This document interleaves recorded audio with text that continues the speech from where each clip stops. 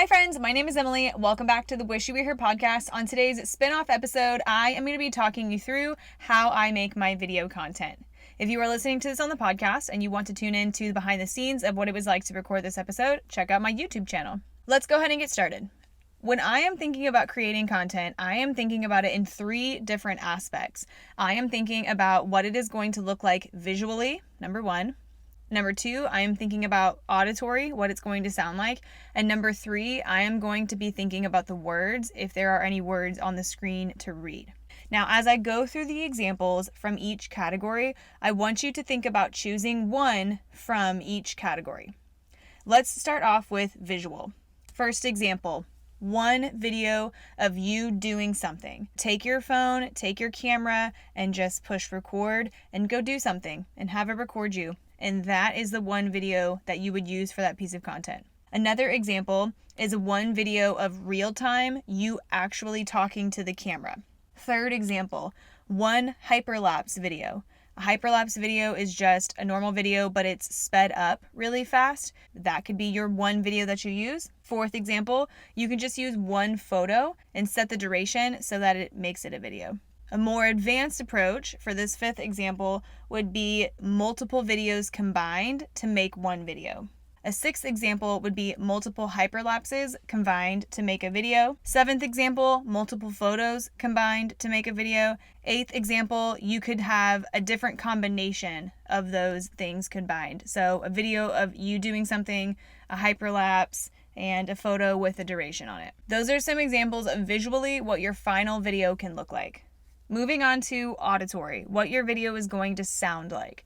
The first example, you can just use music, having music on top of your video.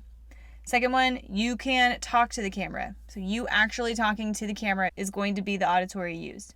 Number three, you can do a voice recording, like you voice recording over the collaboration of videos. Fourth one, you can do an audio soundbite, like from a movie clip. Fifth one, you can lip sync something. So the audio of that lip sync is going to be the audio for the video. Moving on to words, you can use closed caption if you are talking into the video. You can physically write on the video POV, point of view. So if you wanted your viewer to relate to a certain point of view. You could also write words from the audio as it is read, lyrics or a soundbite. Fourth example, you could tell a story. You could write the text all on that same screen, and so they're just reading that text, or you can say it line by line, or you can go to the beat of the music. Fifth example, you could write the conversations that are happening back and forth between if there's a dialogue.